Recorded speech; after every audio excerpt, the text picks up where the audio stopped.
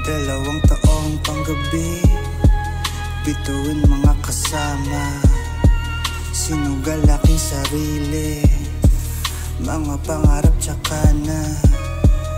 Sa bawat pagkakamali, pinipilit kong di mainis, mga gabing walang tulog, lahat ng yun aking tiniis.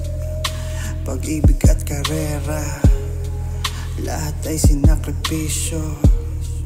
Dahil maliit yung tsansa, ayaw kong makaperwisyo. Kaya aking pinanindigan, sarili nagpapatunay. Uunahin yung trabaho at ang oras iaalay. 9 na oras opisina, 5 oras sa aking bahay. Sa sarili ay nagtatanong kung meron pa ba akong buhay. Minsan ako'y nagsisisi kung tama ba ang mga desisyon, na magkakatotoo ba lahat ng aking mga prediksyon.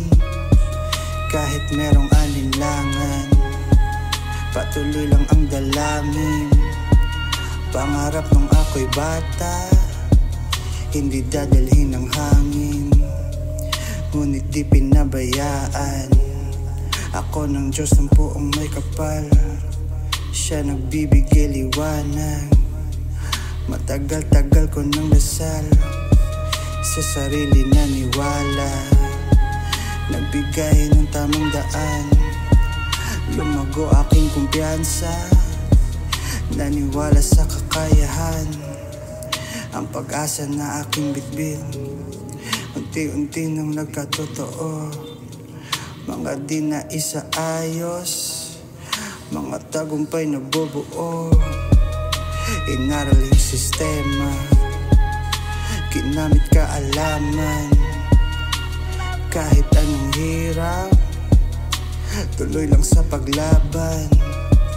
Dati ay nawawala lang, ngayon mapakinabangan. Dahil marunong akong lumingon sa pinanggalingan.